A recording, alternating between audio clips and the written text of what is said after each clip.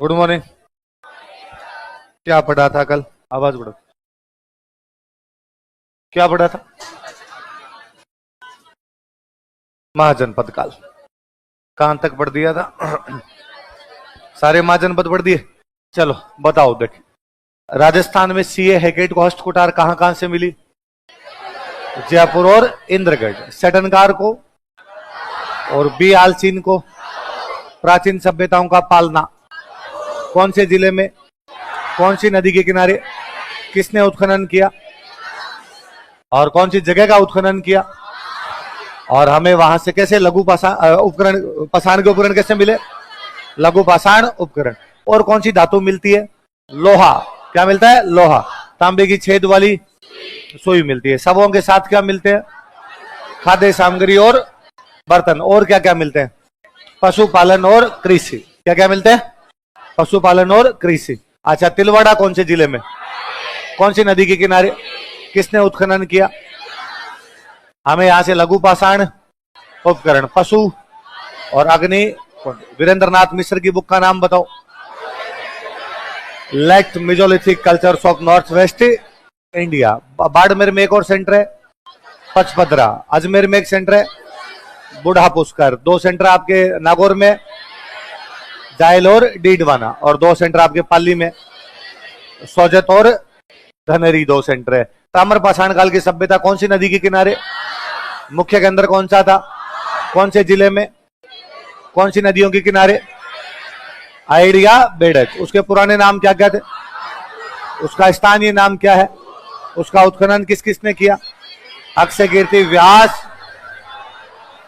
हंसमुख धीरज, सांकलिया ने किया था उसका उत्खनन। हमें यहां से किसकी भट्टियां मिलती है, इसलिए क्या कहते हैं इसको?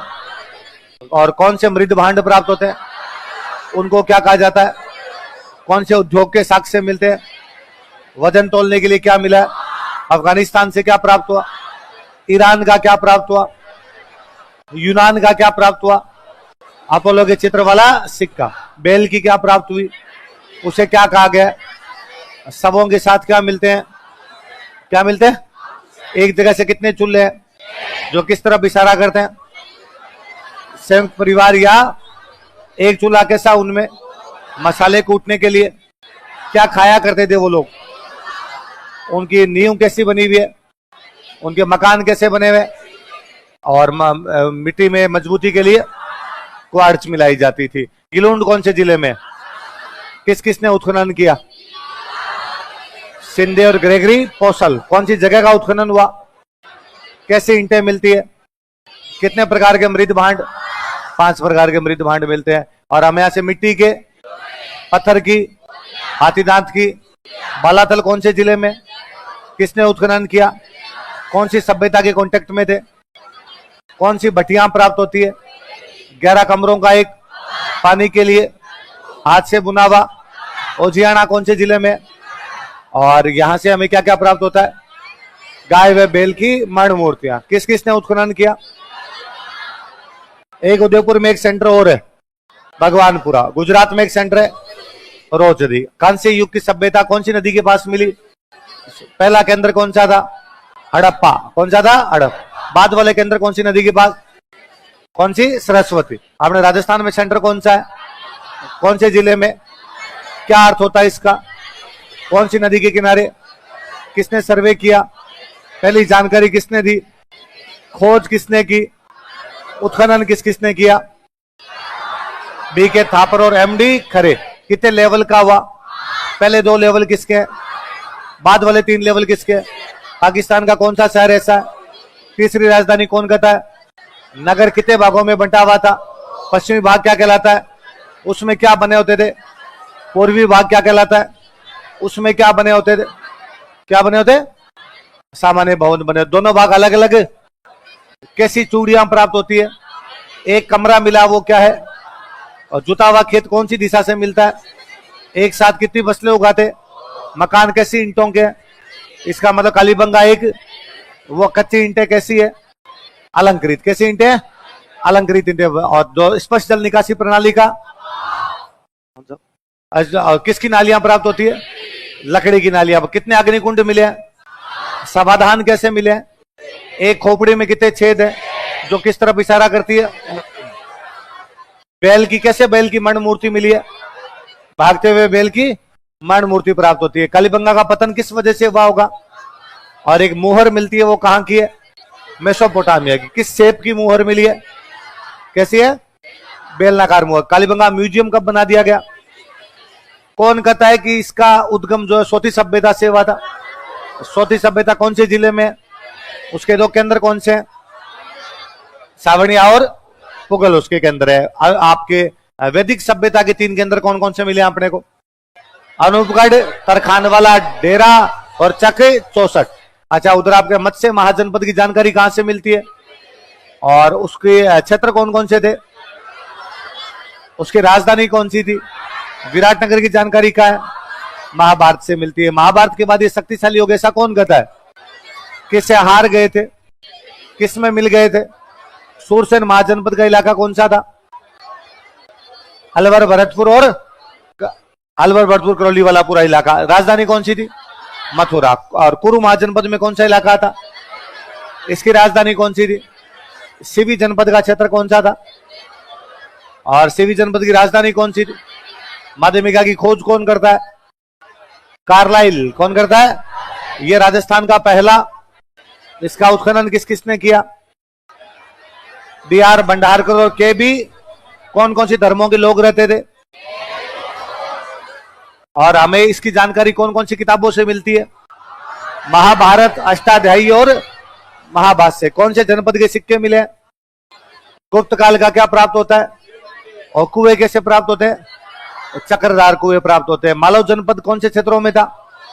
इसकी सभ्यता को क्या कहा जाता है? खेड़ा। क्या कहा जाता है? और इसकी राजधानी कौन सी थी? नगर का उत्खनन किसने किया?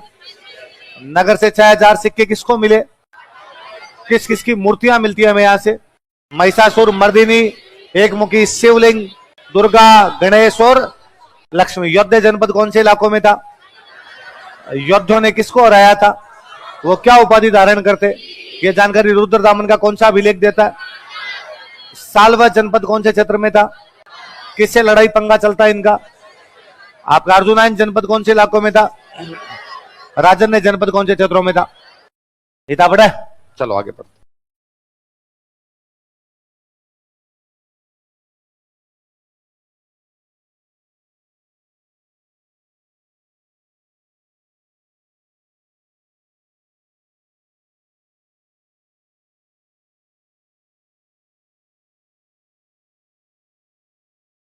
अगला काल कौन सा आ गया अपना?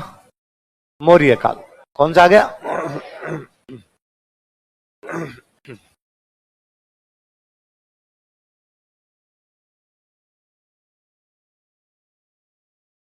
अगला लिख लो भाई, मौर्य काल।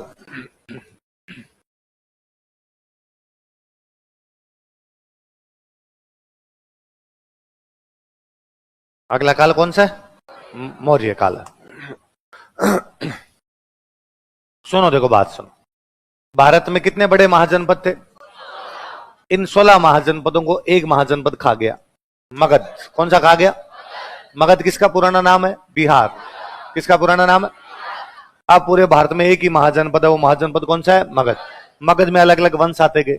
एक वंश आया, उसको हटा के दूसरा वंश आ गया, उसको हटा के तीसरा वंश आ गया। फाइनली वहां पर एक वंश आता है मौर्य। कौन सा आता है? और मौर्यों का राज इतना फैला कि अफगानिस्तान के अंदर पड़ती है हिंदू कुश की पहाड़ियां। कौन सी पहाड़ियां? वहां से लेके बंगाल की खाड़ी तक, पश्चिम से पूर्व, अफगानिस्तान से बंगाल, एक ही वंश है। कौन सा वंश है? कश्मीर से कन्याकुमारी, एक ही वंश है। कौन सा है? पूरे भारत में एक ही वंश राज कर रहा है। कौन सा वंश? इसलिए नाम क्या हो गया? मौर्य काल। कौन सा काल हो गया? अलग अलग कई राजा बने मौर्य काल के। हम जानते हैं कि मौर्य वंश की स्थापना करने वाला था चंद्रगुप्त। कौन था? चंद्रगुप्त मौर्य। उसका बेटा बाद में राजा बनता बिंदुसार। कौन बनता है? बिंदुसार का बेटा बनता अशोक। कौन बनता है?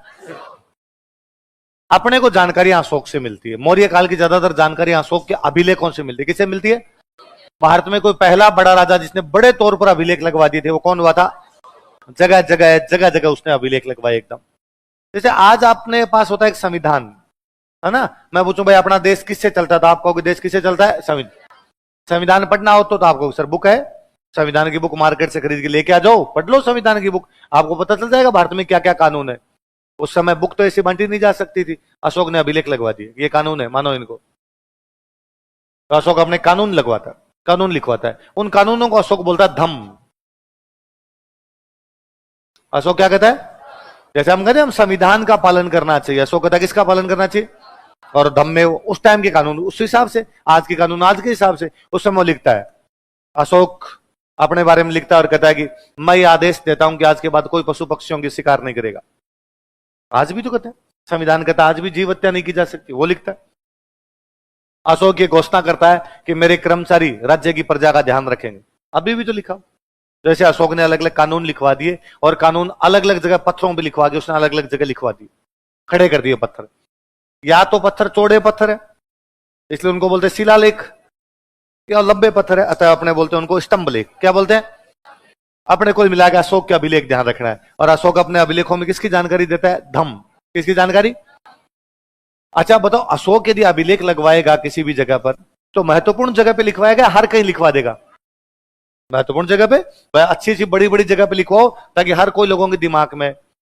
अशोक के 2 अभिलेख हमें बेराट से मिलते हैं। कहां से मिलते हैं, बेराट, वही जो आपका विराटनगर है। विराटनगर का नाम क्या हो रखा है, बेराट। एक ही जगह से 2 अभिलेखों को मिलना, यह तो तय करता है कि मौर्य काल का राजस्थान का बड़ा सेंटर कौन सा रहा। यूं आनिया बहानिया जगह तो अशोक अभिलेख लगवाएगा नहीं, अशोक लगवा रहा है इसका मतलब ढंग की जगह है, तो ढंग की जगह राजस्थान में कौन सी थी, हेडिंग डालो बेराट। आपको पूछेगा मौर्य काल में राजस्थान का बड़ा सेंटर कौन सा था, तो कौन सा था, बेराट, विराटनगर, जयपुर में।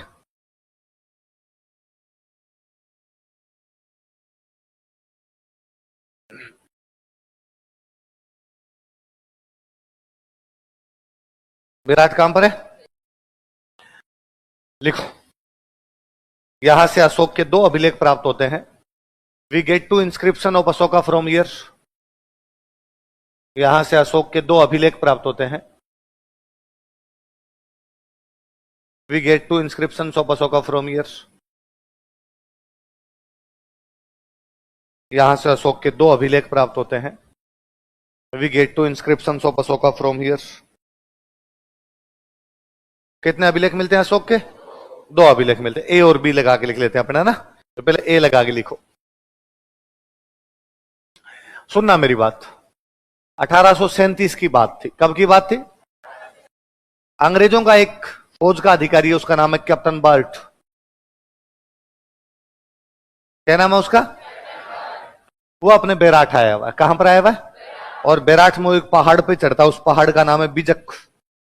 कौन सी पहाड़ी है वो, एक हिल है बीजक हिल नाम करके, उस बीजक हिल पे चढ़ता है। और जो बीजक हिल पे चढ़ता है तो उसको वहां एक मंदिर सा दिखाई देता है, और मंदिर के चारों तरफ 4 दीवारी है। जब वो मंदिर की 4 दीवारी को देख रहा था तो 4 दीवारी में पत्थर लगे हुए, 4 दीवारी पत्थरों की बनी हुई, एक पत्थर पे कुछ लिखा हुआ था। उसने पढ़ने की कोशिश की, क्या लिखा हुआ है, समझ में नहीं आया बेचारे को कि क्या लिखा हुआ। उसने वहां जो लोकल थे उनको पूछा, क्या ये बाटे पे क्या लिखा, उनको हमें क्या पता क्या लिखा हुआ, कब से लगा हुआ है पत्थर। तो उन्होंने कहा, दादाजी ने कहा था कि उनके दादाजी के भी दादाजी के टाइम से पहले गया है। तो उसको समझ में आ गया भाई पत्थर तो क्या है, पुराना। कौन सी पहाड़ी पे, किसको मिल रहा है, कब मिल रहा है। उसने कहा इस पत्थर को काट लो। 4 दीवारी का उतना पत्थर काटा, उसने काटा और काट के पहाड़ से नीचे लेके गया। बेराट के पास में एक गांव और है, उस गांव का नाम है भाबरू।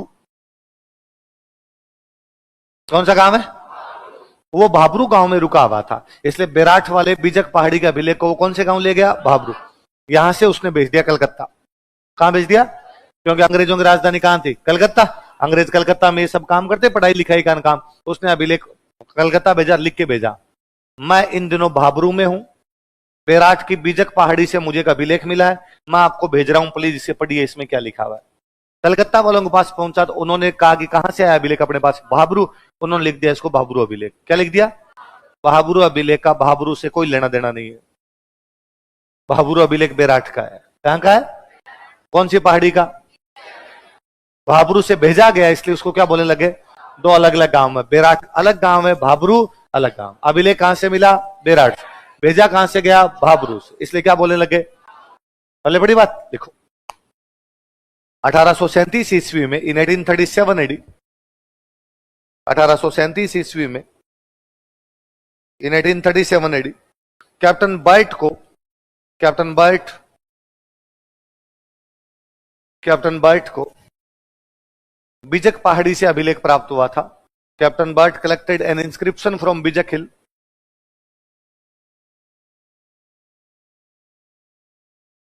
कैप्टन बर्ट को बिजक पहाड़ी से एक अभिलेख प्राप्त हुआ था। Captain Burt collected an inscription from Bijak hill.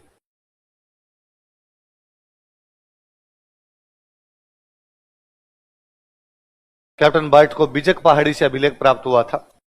Captain Burt collected inscription from Bijak hill, जिसे भाबरू अभिलेख भी कहा जाता है, which is also called as Bhabru inscription, जिसे भाबरू अभिलेख भी कहा जाता है, which is also called as Bhabru inscription.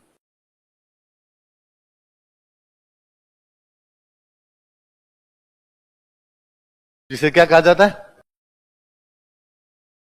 Bhabru अभिलेख भी कहा जाता है, which is also collected Bhabru inscription. क्या कहा जाता है? भाबरू अभिलेख भी कहा जाता है। कौन से अभिलेख को? विराट की बीजक पहाड़ी से मिला। अशोक के साथ एक भयंकर दिक्कत हुई। अशोक ने भारत में खूब सारी जगह पे अभिलेख लगवाए। अशोक प्राकृत भाषा में अभिलेख लगवा गया। कौन सी भाषा में? वो भाषा बाद में हम भूल गए, हमने उस भाषा को फॉलो नहीं किया, तो बाद में उस भाषा को पढ़ने वाले लोग नहीं बचे। धीरे धीरे लोग भूल गए इस पे लिखा हुआ क्या। पत्थर लगा हुआ है, बहुत सुंदर लगा हुआ है, पत्थर के ऊपर बहुत अच्छी सी पॉलिश की हुई है, पर अपने को पता नहीं क्या लिखा हुआ। अशोक ने एक अभिलेख लगवाया था मेरठ। कहां पे लगवाया? मेरठ में लगवाया। एक अभिलेख अशोक का था हरियाणा में, एक जगह पड़ती है टोपरा। कौन सी जगह? तो एक मेरठ मेरे कहां पे? टोपरा। दिल्ली में अशोक के कोई 1200 साल बाद में, 1500 साल बाद में दिल्ली में एक राजा बनता है, उसका नाम है फिरोज तुगलक। क्या नाम है? एक दिन शिकार खेलने मेरठ जाता है, कभी शिकार खेलने टोपरा जाता है, और उसको दो पत्थर बड़े शानदार लगे। यार लिखा हुआ है, पिलर शानदार खड़े हैं, पॉलिश की हुए। उसने दोनों पिलर उखाड़ लिए, उखाड़ के दिल्ली लगा दिए। क्या लगा दिए? कौन कौन से अभिलेख उखाड़ के ले गया वो? मेरठ और टोपरा। कौन कौन से अभिलेख है किसके? अशोक। उखाड़ के कौन ले गया? फिरोज तुगलक। कहां लगा दिए? पढ़े उसने भी नहीं, क्या है? उसने कहा शानदार है, मस्त लग रहे हैं, सुंदर लगेंगे, 8 पीस है, बहुत अच्छा सा। अब आगे अंग्रेज। अंग्रेजों का एक बंदा है जो दिल्ली थैले में टिफिन लेके जाता है, उसका नाम था टिफिन थैलर। क्या नाम था उसका? और टिफिन थैलर दिल्ली में उन पिलर के आगे से जाता है, और टिफिन थैलर दिल्ली देखता है कि यार क्या लिखा हुआ इस पिलर पे, क्या लिखा हुआ, और उसके बेचारे के पल्ले नहीं पड़ा। उसने अपने सीनियर बॉस को जाके बताया कि बॉस, यहाँ 2 पिलर खड़े हैं, बड़े शानदार पिलर है, भगवान जाने क्या लिखा हुआ। अंग्रेजों ने एक बंदे को बिठाया कि पढ़ भाई रे क्या है। वो जो बंदा पढ़ने के लिए बैठा उसका नाम था जेम्स प्रिंसेप। क्या नाम था? और कई सालों के बाद जेम्स प्रिंसेप उनमें से कुछ अभिलेख पढ़ गया। ऐसे अभिलेख कई और मिल गए थे उनको, अभिलेख पढ़ गया, और जेम्स प्रिंसेप ने कहा अरे मुझे पता चल गया, ये जो एक राजा के हैं। क्या नाम है उस राजा का? उसने कहा राजा का नाम है देवानाम प्रियदर्शी। राजा का नाम क्या है? अशोक एक भी अभिलेख में अपना नाम नहीं लिख के गया, सब में क्या लिख गया? खुद की जगह। देवानाम प्रियदर्शी यह कहता है कि पशुओं के लिए अस्पताल बनाए जाएंगे। देवानाम प्रियदर्शी यह कहता है कि लोगों को खर्चा ज्यादा नहीं करना चाहिए। देवानाम प्रियदर्शी यह कहता है कि मेरे जासूस मुझे पल पल की सूचना ला कर देंगे। देवानाम प्रियदर्शी यह कहता है कि आज के बाद मैं मांस नहीं खाऊंगा।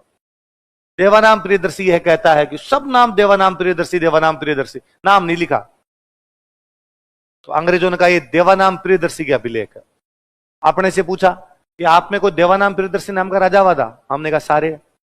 कैसे? तो कहा देवानाम प्रियदर्शी का मतलब है देवताओं का प्रिय राजा। ऐसा कौन राजा जो कहेगा मैं देवताओं को प्रिय नहीं हूं? तो अब अंग्रेजों को समझ में नहीं आया कौन से राजा का अभिलेख। श्रीलंका में एक राजा हुआ था, उस राजा का नाम था तिस। क्या नाम था? और तिस ने भी यही उपाधि धारण की थी, देवानाम प्रियदर्शी। श्रीलंका वालों को पता था कि हमारे राजा तिस की उपाधि क्या है, इसलिए श्रीलंका वालों ने कहा कि भारत में जो अभिलेख मिल रहे हैं जिन पे देवानाम प्रियदर्शी लिखा हुआ है, हमारे राजा तिस के हैं। कैसे? तुम श्रीलंका हो, भारत में तुम्हारे अभिलेख कहां से है कि हमारे राजा ने भारत जीत लिया होगा? अंग्रेजों ने कहा पाकिस्तान में भी मिले अभिलेख, हो सकता है साम्राज्य विस्तार किया हो। का अफगानिस्तान में भी मिले हैं कि हो सकता है वहां तक चला गया, उसमें क्या बड़ी बात है। इसलिए कई साल तक ये मानते रहे कि अभिलेख किसके हैं, तिस कहां का राजा है। और श्रीलंका अपनी एनसीईआरटी में लिखता कि श्रीलंका के राजा तिस ने भारत, पाकिस्तान और अफगानिस्तान को रौंदते हुए, कुचलते हुए न केवल कब्जा किया बल्कि जगह जगह क्या लगवाई उसने, अभिलेख लगवाए।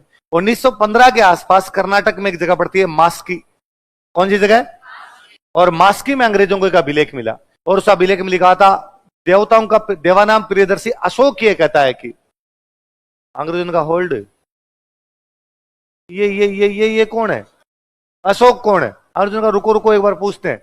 इतने में अंग्रेजों को 3 अभिलेख और मिल गए। कर्नाटक में 2 अभिलेख और मिले, नेटूर और उड़ेगोलम। कौन कौन से, 3 तो अब कर्नाटक में, मास्की, नेटूर, उड़ेगोलम। एक इधर नॉर्थ इंडिया में मिलता है गुर्जरा, कौन सा है।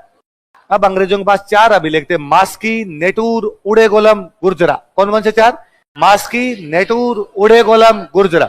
और इन चारों में लिखा हुआ देवानाम प्रियदर्शी अशोक ये कहता है कि, और अंग्रेजों ने अपने से पूछा, अरे अशोक कौन है। अपने उनका अशोक तो था, चंद्रगुप्त मौर्य का पोता था अशोक। कलिंग पर आक्रमण किया था, और कलिंग पर आक्रमण के बाद उसने लड़ाइयां करने क्या कर दी थी। तुम्हें कैसे पता कि बौद्धों की किताबों में लिखा हुआ है। बौद्ध कहते हैं कि पहले वो बौद्ध नहीं था तो लड़ाइयां करता था, फिर बौद्ध बन गया, लड़ाई करनी बंद कर दी। हमने कहा पुराणों में लिखा हुआ है अशोक वर्धन नाम का राजा है, इसका मतलब अशोक वही है। पर हमें यह नहीं पता था कि उसने अभिलेखों में क्या नाम लिख दिया। तो अब हम ये क्लियर हुए कि अभिलेख किसके हैं, अशोक। पर अभी तक भी ये क्लियर नहीं था कि अशोक वही है क्या जो चंद्रगुप्त मौर्य का पोता है। क्या पता अशोक कोई दूसरा हो, दादा अशोक और कहीं का। अशोक नाम तो कॉमन है ना, अपने यूं बाटा मारे तो 2-4 अशोक बार आ जाए। अपने तो राजस्थान के राजा कौन है, अशोक गहलोत, कौन है। तो अशोक नाम तो बहुत कॉमन नाम है भाई साहब। इतने में अंग्रेजों का अभिलेख मिलता है बाबरू, कौन सा मिलता है, और इस अभिलेख में अशोक कहता है देवानाम प्रियदर्शी अशोक जो कि मगध का राजा है। अशोक नहीं लिखता, वो लिखता है देवानाम प्रियदर्शी जो कि मगध का राजा है। कहां का राजा है, और मगध कहते हमारे समझ में आ गया, मगध का मतलब बिहार, बिहार के राजा थे। मौर्य कहां के राजा थे, बिहार। हमने कहा उसी के। तो अशोक किसी अभिलेख में खुद को मगध का राजा कहता है, वो अभिलेख कौन सा है। अब हम एकदम क्लियर थे कि उसी अशोक के हैं जो कि चंद्रगुप्त मौर्य का होता है। ये उसी अभिलेख के जिसने कलिंग पर आक्रमण किया था, ये उसी अभिलेख के जिसने कलिंग युद्ध के बाद में युद्ध करने, कलिंग का मतलब उड़ीसा, कलिंग का मतलब समझ में यार, मगध का राजा, मगध मतलब बिहार, बिहार वाला उड़ीसा पे तो टेक कर ही सकता है, पास पास में पढ़ते हैं। तो हम क्लियर हो गए कि देवानाम प्रियदर्शी जिसका नाम लिखा हुआ है वो श्रीलंका का तिस नहीं है, वो मगध का अशोक है। मगध का कौन है, और हमने श्रीलंका वालों का एनसीईआरटी चेंज करो रे। थोड़ी बहुत तो शर्म आनी चाहिए थी तुमको। तुमने कहा भारत, पाकिस्तान, अफगानिस्तान को रौंदते हुए, हमारा मैप लाते ना जब, भारत का मैप, तुम फ्री आते हो साथ में, नीचे लटके रहते हो भारत के उधर, भाई साहब बात करते हो रौंदते हुए, कुचलते हुए। तो मगध का राजा किसी अभिलेख में अशोक को कहा गया, अभिलेख कौन सा है, देखो इस अभिलेख में अशोक को मगध का राजा कहा गया है। Ashoka is referred as king of Magadha in this inscription. इस अभिलेख में अशोक को मगध का राजा कहा गया है। Ashoka is referred as king of Magadha in this inscription. इस अभिलेख में अशोक को मगध का राजा कहा गया है। Ashoka is referred as king of Magadha in this inscription. इस अभिलेख में अशोक को क्या कहा गया, मगध का राजा कहा गया। इसी में अशोक बाद में 3 लाइनें और लिखता है। अशोक लिखता है बुद्धम शरणम गच्छामि। क्या लिखता है, बुद्धम शरणम गच्छामि, संघम शरणम गच्छामि। क्या लिखता है,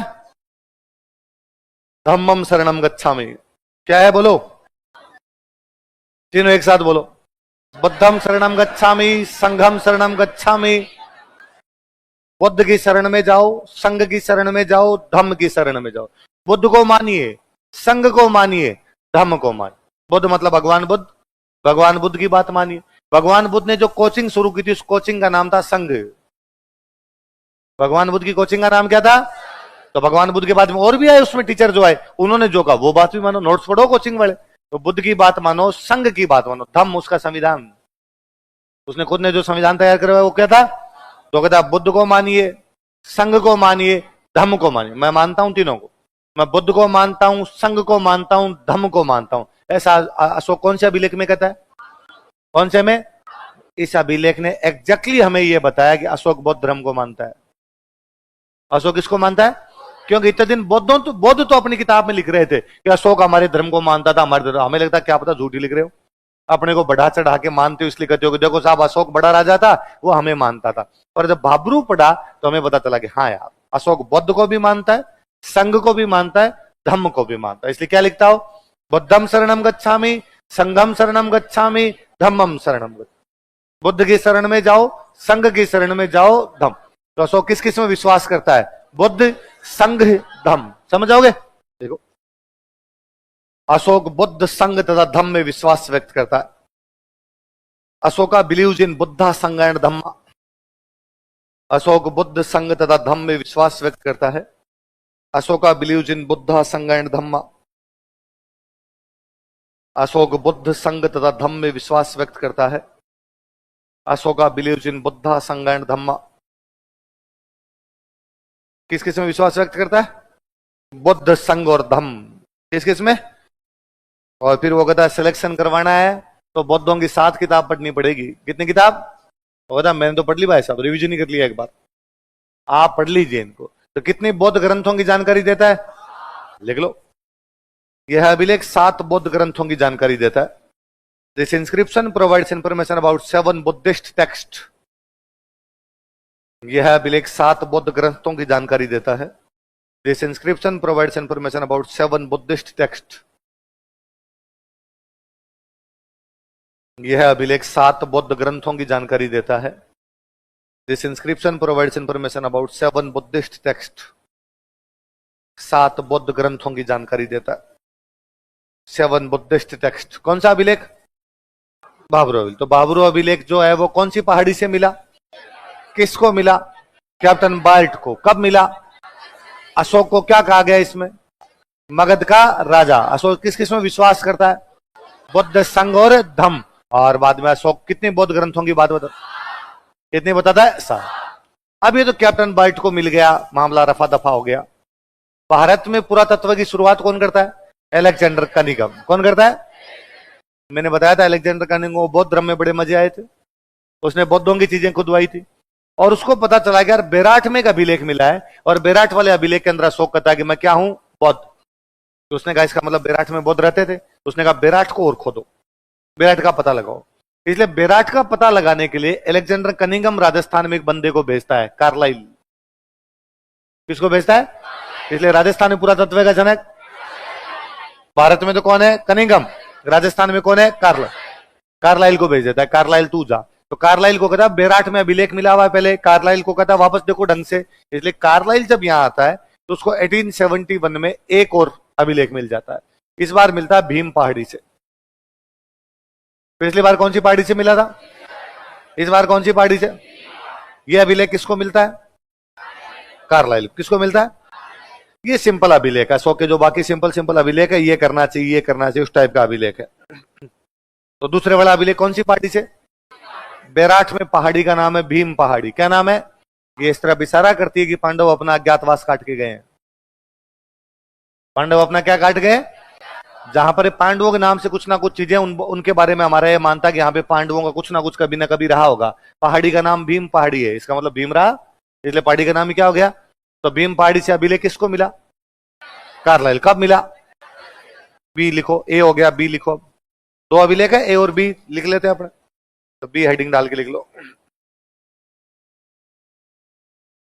लिखो 1871 ईस्वी में, इन 1871 एडी। 1871 ईस्वी में, इन 1871 एडी, कार्लाइल को भीम पहाड़ी से अभिलेख प्राप्त हुआ था। Carlyle collected inscription from Bhim hill. Carlyle को भीम पहाड़ी से अभिलेख प्राप्त हुआ था। Carlyle collected inscription from Bhim हिल।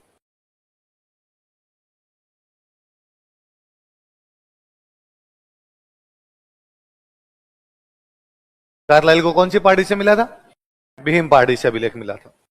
तो हमें बेराठ से अशोक के कितने अभिलेख मिलते हैं? 2 अभिलेख। पहला कब मिला? दूसरा कब मिला? पहला कौन सी पहाड़ी से? दूसरा कौन सी पहाड़ी से? पहला किसको मिला, दूसरा किसको मिला, पहले वाले को और क्या कहते हैं, भाब्रू अभिलेख। क्या कहते हैं, भाब्रू अभिलेख। अशोक अपने आप को क्या कहता है, किस किस में विश्वास करता है, और कितने बौद्ध ग्रंथों की जानकारी, याद रहेगी बात। अब एक अभिलेख मिला 1837, एक मिला 1871। कहां से, बेराट। कहां से मिले, बेराट। बेराट कौन से जिले में आता है, तब अपने जयपुर में राजा था राम सिंह सेकंड। जयपुर का राजा कौन है, और राम सिंह सेकंड को पता चला गया अच्छा यहां पे तो बेराट में पुरानी पुरानी चीजें मिल रही है, इसका मतलब पुराने टाइम के लोग बेराट में रहते थे। इसका मतलब हो सकता है वो जमीन में सोना गाड़ के गए हो। क्या गाड़ गए हो, अभी तक भी अपने लोगों को लगता है। ये पिछले 20 साल में थोड़ा कम हुआ है। पहले गांव में जब भी मकान बनाते थे ना, उसकी नींव खोदते तो रात को खोदते। कब खोदते, यदि नींव में सोना निकल गया तो और किसी को देना ना पड़े। दिन में खोदेंगे तो फिर सब देख लेंगे, फिर तो चाचा जी भी कह देंगे इस जमीन में हमारी भी पानती है। रात को खोद लो, चुपचाप कुछ मिल गया तो रख लो। और आज भी गांव में कई लोगों के बारे में लोग ऐसी बातें करते हुए मिल जाएंगे कि पहले इनके पास में कुछ ही नहीं था, मांगते थे गरीब बूढ़े से एकदम। फिर क्या हुआ, तो भाई साहब धीरे बोलो, जमीन में धन मिला था, जमीन में कोई कमा के थोड़ी लाए हैं धन, गड़ा हुआ धन तो मिल जाए भाई साहब, किसी को मिल जाए। तो पहले ऐसे मिला ही करती थी चीजें। तो राम सिंह को लगा कि बेराट में क्या मिल सकता अपने को, सोना। तो राम सिंह ने कहा खोदो रे बेराट खोदो। तो उसने 2-4 जगह से यूं खुदवा दिया। खुदवाया तो उसको मिली सोने की संदूक। क्या मिली, इतनी सी खोली, खोली जो मिट्टी है। फिर अपने इतिहासकार तुक्के मारते हैं कि शायद भगवान बुद्ध के अवशेष है। किसके अवशेष है, क्योंकि भगवान बुद्ध जब मरे थे ना, मरने के बाद उनको जला दिया, जलाने के बाद उनकी जो राख थी उस राख को लेके बौद्ध लड़ लिए थे। किसी ने कहा मैं लेके जाऊंगा राख, किसी ने कहा मैं लेके जाऊंगा। बाद में सबको थोड़ी थोड़ी थोड़ी थोड़ी राख दी थी। तो हो सकता है चुटकी भर सिंदूर नहीं, राख बेराट वालों को दिया गया, और बेराट वालों ने सोने की डिब्बी में बंद करके उसको जमीन में गाड़ दिया। और वो डिब्बी किसको मिल गई, लिख लो नीचे, क्या चुटकी भर सिंदूर, लाइन चेंज करके लिखो। लिखो जयपुर महाराजा राम सिंह सेकंड के शासनकाल में, during regime of Jaipur Maharaja Ram Singh second, Jaipur Maharaja Ram Singh second के शासनकाल में, during regime of Jaipur Maharaja Ram Singh second, Jaipur Maharaja Ram Singh second के शासनकाल में बेराट की खुदाई की गई थी। बेराट वॉज एक्सकैवेटेड, बेराट की खुदाई की गई थी, बेराट वॉज एक्सकैवेटेड। बेराट की खुदाई की गई थी, बेराट वॉज एक्सकैवेटेड। इस समय यहां से सोने की एक संदूक प्राप्त हुई। A golden box was found from here this time. इस समय यहां से सोने की एक संदूक प्राप्त हुई। A golden box was found from here this time. इस समय यहां से सोने की एक संदूक प्राप्त हुई। A golden box was found from here this time. इस समय यहां से सोने की एक संदूक प्राप्त हुई। A golden box was found from here this time, जिसमें शायद भगवान बुद्ध के अवशेष रहे होंगे, जिसमें शायद भगवान बुद्ध के अवशेष रहे होंगे। रेमनेंट्स ऑफ लॉर्ड बुद्धा, जिसमें शायद भगवान बुद्ध के अवशेष रहे होंगे। Remnants of Lord Buddha would be kept in it probably. Remnants of Lord Buddha would be kept in it probably, जिसमें शायद भगवान बुद्ध के अवशेष रहे होंगे। Remnants of Lord Buddha would be kept in it probably, शायद क्या रहे होंगे, भगवान बुद्ध के अवशेष। फिर मैंने बताया था कि भारत में आर्कियोलॉजी का काम ढंग से शुरू तब होता है जब जॉन मार्शल आता है। कौन आता है, जॉन मार्शल वाला बताया था। अच्छा, जॉन मार्शल ने जब सिंधु घड़ी सभ्यता की खोज कर दी तो उसने कहा और पुरानी जगह का पता लगाओ कौन सा है। तो उसको पता चला कि बेराट में अशोक के कितने अभिलेख मिले हैं, 2। तो उसको लगा कि यार हो सकता है बेराट सिंधु घड़ी सभ्यता के टाइम का हो, इनका भी सिंधु घड़ी सभ्यता से लेना देना हो। तो उसने दोबारा यहाँ पे उत्खनन करवाया। फिर भारत सरकार ढंग से उत्खनन करवाती है। लिखो उत्खनन करता, एक्सकैवेटर्स।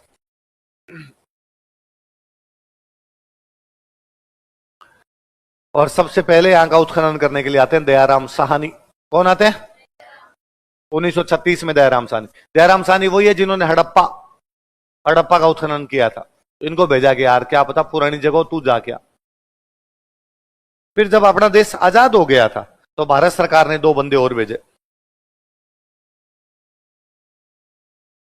एक भेजे गए नील रत्न बनर्जी। कौन भेजे गए? NR बनर्जी या नील रत्न बनर्जी।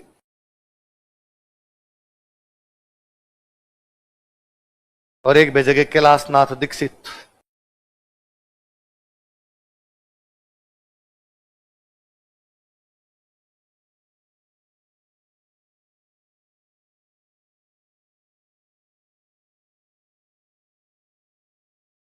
क्या क्या नाम बताओ देखे? नील रतन बनर्जी और कैलाशनाथ दीक्षित। ये 62 63 के आसपास की बात। तो आजादी से पहले और आजादी के बाद। आजादी से पहले अंग्रेजों ने तो किससे करवाया उत्खनन? दयाराम साहनी। भारत सरकार ने किस किससे करवाया? नील रतन बनर्जी और कैलाशनाथ दीक्षित। क्या 26 बोला था? सॉरी शक्तिमान, लिखना 36 है। तो पहले कौन आए थे? दयाराम साहनी। और बाद में कौन आए? नील रतन बनर्जी और कैलाशनाथ दीक्षित। 2 पहाड़ियां, तो एक तो बीजक पहाड़ी रे, कौन सी? भीम। उनका तो उत्खनन करना ही था। 2 पहाड़ियों का और किया गया था। एक पहाड़ी का नाम है महादेव। क्या नाम है?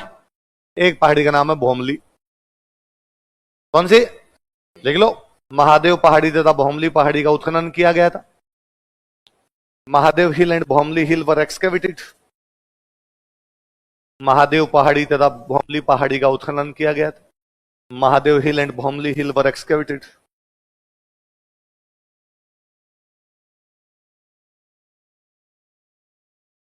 महादेव पहाड़ी तथा भोमली पहाड़ी का उत्खनन किया गया था। Mahadev hill and Bhomli hill were excavated. कौन सी पहाड़ियों किया गया? अच्छा, यहां पहाड़ियों का इलाका पूरा, तो पहाड़ियों के इलाकों में चट्टानें बनी हुई है ना, तो चट्टानों में मनुष्य रहता होगा, तो उसने चित्र बना रखे हैं, कुछ ना कुछ लिख रखा है वहां पर। जो लिखने का वैसे लगता है कि जैसे मंदिर के शंख से लिखा गया हो, इसलिए बैराज की लिपि का नाम पड़ा शंख लिपि। क्या बोलते हैं? अच्छा, लिपि समझते हो कि लिपि क्या होती है? देखो मैं बताऊं, जो हम बोलते हैं वो होती है बोली। क्या होती है? जो हम लिखते हैं वो होती है भाषा। क्या होती है? जिस तरीके से लिखते हैं वो होती है लिपि। जिस तरीके से लिखते हैं वो क्या होती है? लिपि। मैं सिंपल सा कहूं कि भाई मैं मेरा नाम लिखूं, मेरा नाम राजवीर है, मैंने ये लिखा, ये देवनागरी है। क्या है?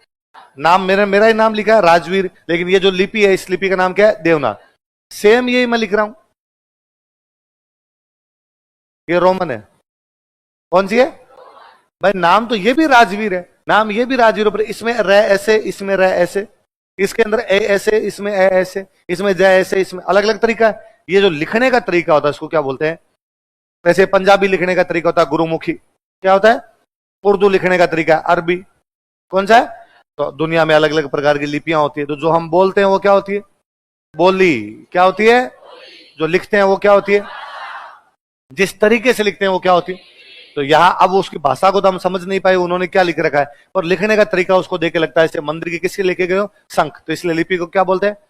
स्क्रिप्ट या शंख लिपि बोलते हैं। लिखो, बैराठ की लिपि को शंख लिपि कहा जाता है। Script of Bairath is called as shell script. Bairath की लिपि को शंख लिपि कहा जाता है। Script of Bairath is called as shell script.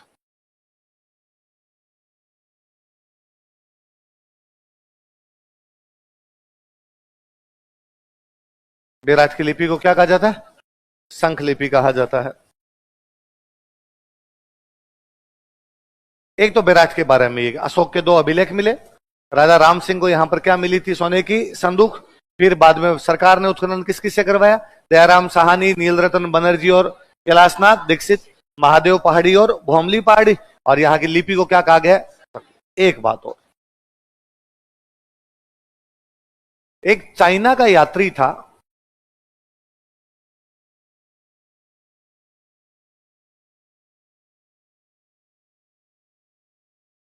क्या नाम बंदे का?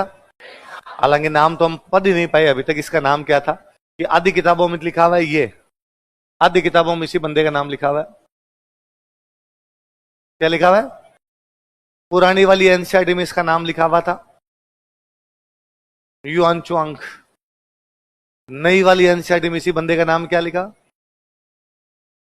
क्या है? चाइनीज था भाई साहब।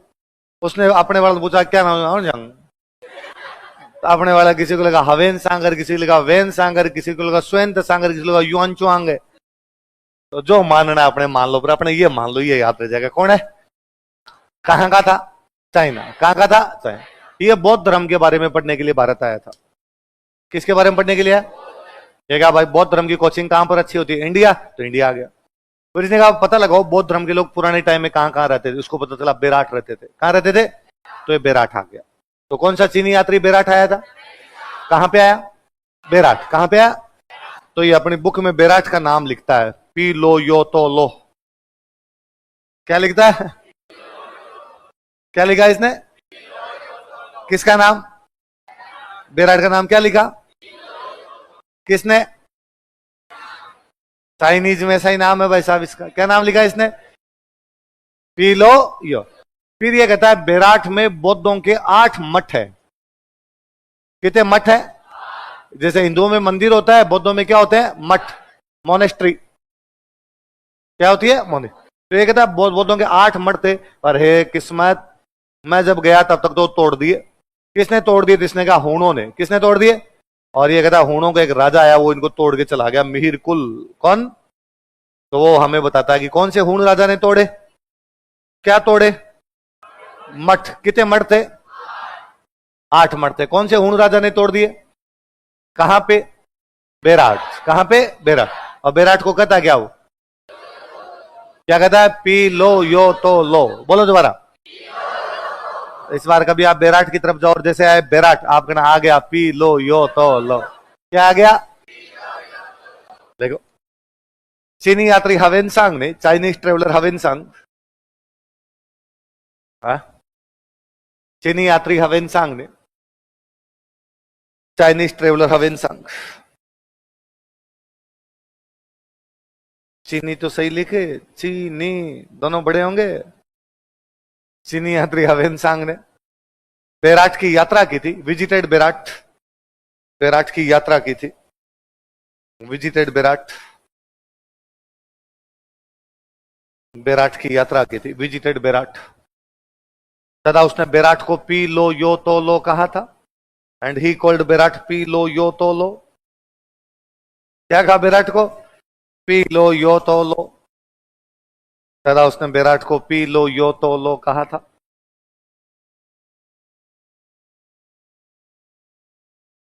एंड ही कॉल्ड बेराट पी लो यो तो लो। क्या कहा बेराट को? पी लो यो तो। आगे लिखो, लिखो। उसके अनुसार अकॉर्डिंग टू हिम, उसके अनुसार अकॉर्डिंग टू हिम, उसके किसके? उसके अनुसार अकॉर्डिंग टू हिम, बेराट में 8 बौद्ध मठ थे। There were 8 Buddhist monasteries at Bairat. Bairat में 8 बौद्ध मठ थे। There were 8 Buddhist monasteries at Bairat. Bairat में 8 बौद्ध मठ थे। There were 8 Buddhist monasteries at Bairat, जिन्हें हूण राजा मिहिर कुल ने तोड़ दिया था। जिन्हें हूण राजा मिहिर कुल ने तोड़ दिया था। विच वर डिमोलिस्ड बाई हुणा किंग मिहिर कुल। डिमोलिश, तोड़ देना। विच वर डिमोलिस्ड बाई हुणा किंग मिहिर कुल, जिन्हें हूण राजा मिहिर कुल ने तोड़ दिया था। विच वर डिमोलिस्ड बाई हुणा किंग मिहिर कुल, जिन्हें हूण राजा मिहिर कुल ने तोड़ दिया था। विच वर डिमोलिस्ड बाई हुणा किंग मिहिर कुल। कौन से हूण राजा ने तोड़ दिए? मिहिर कुल ने तोड़ दिए। देखो और सुनना, देखो, हूण मध्य एशिया से आई हुई एक जनजाति थी। कहां से आई हुई जनजाति थी? भगवान शिव के भक्त थे। किसके भक्त थे? मतलब इवन हूण जब भी कोई युद्ध करने जाते उससे पहले नारा लगाते हर हर महादेव। कौन सा नारा लगाते? तो भारत में हर हर महादेव का नारा कौन लेके आए थे? हूण। कौन लेके आए थे? किसके भक्त थे? पर बौद्धों के इतने बड़े दुश्मन थे, जहां बौद्धों का मंदिर देखा टूट के पड़े बेटे। बौद्धों के मंदिर तोड़ गए और शिव जी के बना गए। तो हूणों ने किसके मंदिर बनवाए? किसके तोड़े? तो बेराट वाले कौन से हूण ने तोड़े? मिहिर कुल। किसने तोड़े? ऐसा कौन कहता है? हवेनसांग। उसने बेराट को क्या कहा था? कितने बौद्ध मठ बताता है? जो कौन तोड़ गया? फिर वो कहता है भाई साहब विराट में एक और जो बड़ी जोरदार चीज, यहाँ के बेल बड़े शानदार है। वो कहता भेड़े भी बड़ी जोरदार है। तो क्या क्या चीज फेमस बताता है यहाँ की, लिख लो।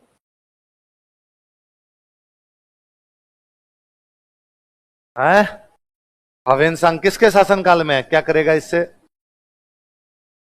हर्षवर्धन। किसके शासनकाल में, हर्षवर्धन कन्नौज का राजा है। कहां का राजा है, आपने राजस्थान से लेना देना नहीं, राजस्थान से लेना देना यह है कि हवेन संघ राजस्थान में आया कहां था, कहां आया था, बेराट। लिखो लिखो, इसने बेराट के बैल तथा भेड़ प्रसिद्ध बताए थे। हैं इसने सारे टोटल, मैंने कब कहा 2 तोड़े, मैंने कहा 2 तोड़े, मैंने कहा 8 बौद्ध मठ थे 2 तोड़े, मैंने ऐसा बोला, झूठो सरेआम यार, आदमी को झूठा साबित कर रहे हो। मैंने कहा 8 थे और 2 तोड़ दिए और 6 बच गए। हाँ हाँ नहीं बोला, हाँ नहीं बोला। कितने लोग मेरे पक्ष में है, भाई जीत गए, हाथ नीचे कर लो। वाह कोई नहीं, हो गया होगा, सारे तोड़ दिए थे जी ना, बोलने में कई बार हो गया, लिख लो। हाँ हाँ, जो चीनी यात्री थे,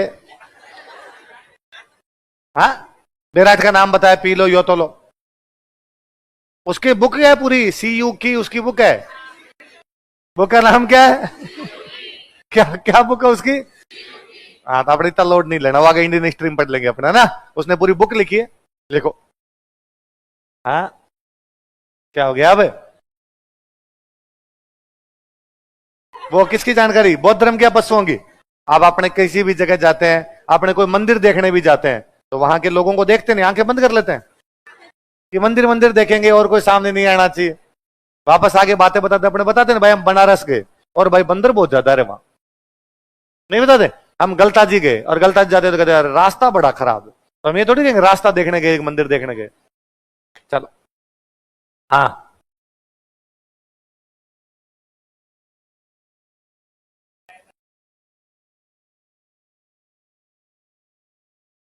कहां लिखा हुआ ऐसा, तो उसने लिखा सर्वप्रथम यहां आया था, ऐसा लिखा हुआ है, ऐसा लिखा होगा तो कल अपने पढ़ाना छोड़ देंगे, लाना कल, ठीक है, और नोट्स कम पढ़ा कर, जो पढ़ा रहा हूं ये पढ़ा कर तुम अपने, ठीक है। चलो लिखो, इसने बेराट के बैल तथा भेड़ प्रसिद्ध बताए थे, he called bull and sheep of Bairat famous. इसने बेराट के बैल तथा भेड़ प्रसिद्ध बताए थे, he called bull and sheep of Bairat famous, he called bull and sheep of Bairat famous. Bairat के बैल और भेड़ों को क्या बताया था, प्रसिद्ध। कौन बताता है, तो कोई पूछेगा ये कथन किसका है कि बेराट के बैल तथा भेड़ प्रसिद्ध थे, किसका है, कौन से देश का था, कहां पे आया, बेराट को क्या कहा, पी लो यो तो लो, क्या कहा, और बेराट के अंदर कितने बौद्ध मठ है, किसने तोड़े, और मीरकुल कौन से वंश का है, और क्या क्या चीजें फेमस है यहाँ की, बैल और भेड़। कौन से पशु फेमस है, मैं गया 12th क्लास में केमिस्ट्री की कोचिंग जाता, तो हमारे जो सर केमिस्ट्री पढ़ाया करते, तो केमिस्ट्री आप साइंस कितने लोगों की रही 12th में आप में, अच्छा खूब सारे लोगों के, तो अपने वो एक होती ऑर्गेनिक केमिस्ट्री, आप तो नहीं पढ़ गए तो मैं तो भूल भाल गया, तो उसमें वो लंबे लंबे नाम होते ना अपने, हेक्सा बीटा एंथीन बेंजीन फॉर्मेल्डिहाइड, ऐसे लंबे लंबे नाम होते, तो वो सर एक दिन वो नामकरण करवा रहे थे, और मैंने कहा सर कितने बुरे बुरे नाम है, कोई नाम होते हैं बीटा थीटा हेक्सा बेंजीन, तो उन्होंने कहा देख नाम रखने का तरीका होता है कोई ना कोई, तेरा नाम क्या है, तो मेरा नाम राजवीर है, तो तेरा नाम राजवीर ही क्यों है, तो मैंने कहा घर वालों ने पंडित जी से पूछा क्या राशि है, पंडित जी ने कहा ये राशि है, रह पर नाम रख दो। फिर मेरे घर के पास में सिखों के घर ज्यादा थे, उन सिखों में सबके नाम के पीछे वीर लगा होता, सिखों के नाम ज्यादातर ऐसे ही होते, मनवीर बलवीर राजवीर ऐसे होते, तो पापा ने मेरा नाम ही राजवीर रख दिया, जहां रहते हैं वहां का असर आए बिना रहता नहीं, तो उनका देख कोई ना कोई तरीका तो है कि पंडित जी ने राशि बताई, फिर जिस इलाके में रहते उस हिसाब से, वैसे इनमें हम देखते हैं कितने बॉन्ड है, 3 बॉन्ड है 4 बॉन्ड है 2 बॉन्ड है, उसका आधार पे नाम, किसके साथ रिएक्शन करता है उसके आधार पर नाम, ऐसे नाम रखे जाते हैं। फिर वो मजाक मजाक में उन्होंने कहा तुझे पता है चाइना में नाम कैसे रखते हैं? मुझे क्या पता चाइना में नाम कैसे रखते हैं।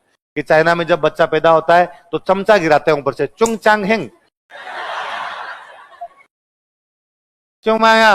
तो जैसा जो आ गया चमचा गिरने पे वैसा क्या हो गया, है ना। तो चाइना वालों की तो लोड लेने की आवश्यकता, क्योंकि वो नाम कैसे रखते हैं, चमचा गिरा गिरा के नाम रखते हैं। चाइना के राष्ट्रपति का नाम है शी जिनपिंग। क्या नाम है? और सी लिखते हैं ऐसे, एक्स आई। सी की स्पेलिंग क्या लिखते हैं? एक्स आई। सी जिनपिंग के अंदर सी की स्पेलिंग ये है, एक्स आई। अब इसको सी, भाई अपने इसको लिखते थे, अपन लिखते यार ऐसे लिख देते, इसको भी क्या पता सी मान मूल ले, पर यार इसको तो अपने कैसे माने। तो शी जिनपिंग, मोदी जी जब अपने प्रधानमंत्री बने, शी जिनपिंग अपने भारत की यात्रा पर आए। दूरदर्शन वाली जो पत्रकार है वो बेचारी न्यूज पढ़ रही, तो टीवी वाले न्यूज पढ़ते हैं, देखना इनके सामने एक पट्टी चलती रहती है, ये पट्टी में देख देख के न्यूज पढ़ते हैं।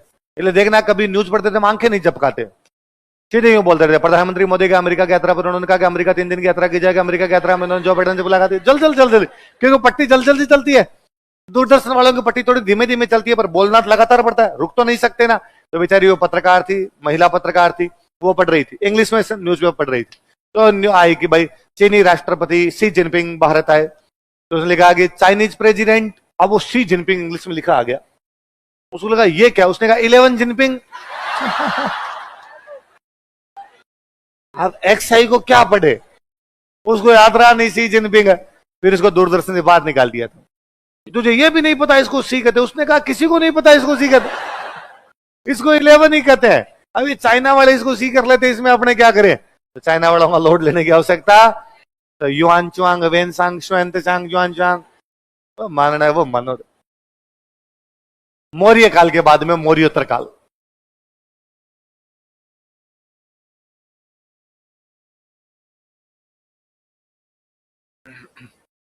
Post Mauryan era.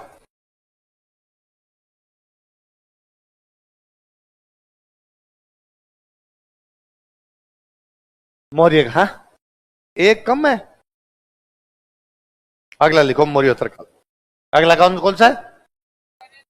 पूरे भारत में एक ही वंश का कब्जा था, उस वंश का नाम था मौर्य। क्या नाम था? इसलिए पूरे काल का नाम हमने क्या दे दिया। अब सुनना देखो, मौर्य काल में बड़ा राजा हुआ अशोक। कौन राजा हुआ? अशोक। अशोक ने कलिंग पर आक्रमण किया। कहां आक्रमण किया? कलिंग मतलब आज का उड़ीसा, उड़ीसा। और कलिंग के युद्ध में उसने 1 लाख लोग मारे। कितने मारे? 1.5 लाख को गिरफ्तार किया। कितने गिरफ्तार किए? और उसके बाद उसको लगा गया अरे यार कितना बुरा काम किया, ये जो 1 लाख लोग मरे हैं इनके परिवार वाले कैसे रोते होंगे। जो 1.5 लाख लोग गिरफ्तार किए हैं ये अपने परिवार से बिछुड़ गए, और ये तरीका गलत है यार, इस प्रकार की लड़ाइयां अपने को करनी। और उसने कहा कि भाई आज के बाद में कोई भी लड़ाई, युद्ध बंद कर देता है। कलिंग युद्ध के बाद अशोक ने कोई भी युद्ध, पर अशोक शक्तिशाली आदमी था, और अशोक शक्तिशाली आदमी था तो उसने डरा डरा के रखा सबको, लड़ाइयां बंद कर दी थी, पर धमका धमका के सबको रखता कि भाई बिना लड़ाई के कोई टैक्स कैसे दे देगा। भय बिना प्रीत ना होए गोसाई। प्रीत के लिए किसकी आवश्यकता है? भय। भय की बड़ी आवश्यकता है। अब होता क्या था भाई, आपकी राजधानी है पाटलिपुत्र। राजधानी कौन सी है? आप टैक्स लेते हो अफगानिस्तान से। कहां से लेते हो? तो अफगानिस्तान वाले को करना ही पड़ेगा। यदि टैक्स नहीं दिया तो जूते आते हैं पैर में, कुटूंगा वहां पे आगे। इसलिए वो टैक्स देंगे, और नहीं दे तो आप जाओ मारपीट करो, मारो उनको, युद्ध करो, फिर टैक्स लेके आओ, उस राजा को हराओ। वरना कल को कोई दूसरा राजा का देगा मैं लूंगा यहाँ का टैक्स, तुम्हें नहीं लेने दूंगा। तो अशोक बड़ा चालाक आदमी था। अशोक ने जब ये अभिलेख लगवाया तो अभिलेखों में लिखवाया कि मैंने कलिंग पर आक्रमण किया, 1 लाख लोगों को मारा है, 1.5 लाख लोगों को गिरफ्तार किया है, लेकिन अब मैंने लड़ाइयां बंद कर दी है। पर नीचे लिखा साथ में कि हथियार रखे हैं, चलाने नहीं भूला मैं। यदि किसी ने दोबारा पंगा लिया उठा उठा के मारूंगा, मैं तुमको पटक पटक के धो दूंगा मैं। इसलिए अशोक के टाइम में सब शांति थी। अशोक का बेटा, पोता, पड़पोता, सड़पोता कई सालों तक ठीक रहा उनके, वो शांतिपूर्वक नीति से टैक्स लेते रहे। पर राजतंत्र तभी तक काम करेंगे जब तक आप युद्ध करोगे। जब आप युद्ध छोड़ दोगे तो कोई ना कोई दूसरा राजा पनपेगा जो लड़ाई करेगा और आपको मारेगा। इसलिए अब नए नए राजापन अपने शुरू हो गए, और टैक्स देना अफगानिस्तान साइड वालों ने बंद कर दिया। पाकिस्तान अफगानिस्तान साइड में टैक्स मिलना बंद हो गया। इधर अशोक का एक वंशज राजा बना हुआ, उस राजा का नाम है वरहदर्थ। क्या नाम है? और वरहदर्थ के टाइम में अफगानिस्तान के आसपास के अंदर उधर एक नई जाति उभर रही है, उस जाति का नाम है इंडो ग्रीक। क्या नाम है? वे ग्रीक जो इंडिया की तरफ आने का प्रयास कर रहे थे, उनको क्या कहा गया? और उधर से इंडो ग्रीक जो है वो बदमाशियां कर रहे हैं। अफगानिस्तान पे तो कब्जा कर ही गए, वो पाकिस्तान वाले इलाके में घुसने लगे और यहां टैक्स लेना बंद किया। यहां उन्होंने टैक्स लेना शुरू कर दिया, इंडो ग्रीक्स ने। तो बृहदर्थ का एक सेनापति है, उस सेनापति का नाम है पुष्यमित्र सुंग। क्या नाम है? क्या नाम है? और उसने एक दिन बृहदर्थ को बुलाया, अपनी पूरी सेना को इकट्ठा किया और इकट्ठा करके बृहदर्थ को बुलाया और बुला के कहा कि राजा बृहदर्थ, हमारी उत्तरी पश्चिमी सीमा पर, कौन सी सीमा पे? नॉर्थ वेस्ट फ्रंट, और वहां पे इंडो ग्रीक्स आ गए हैं। कौन आ गए? और वो हमें टैक्स नहीं लेने दे रहे हैं। हे राजन बृहदर्थ, आज्ञा दीजिए हमारी सेना को, आज्ञा दीजिए मुझे पुष्यमित्र सुंग को, जो कि तुम्हारा सेनापति है, और मैं जाकर उन इंडो ग्रीक्स को हराता हूं और हरा के उनसे क्या लेके आता हूं? टैक्स। और बृहदर्थ ने कहा कि नहीं, हम युद्ध नहीं करेंगे। इंडो ग्रीक्स को एक समाचार पत्र भेजा, वो लेटर भेजा जाए, पत्र भेजा जाए, और पत्र में एक समाचार भेजा जाए कि इंडो ग्रीक्स शांति से चुपचाप टैक्स दे दीजिए। पुष्यमित्र सुंग ने कहा कि सर, लातों के भूत, अब ये लव लेटर भेजने का समय नहीं है, अब ये इल्लू इल्लू करने का समय, अब हमें हथियार उठाने पड़ेंगे।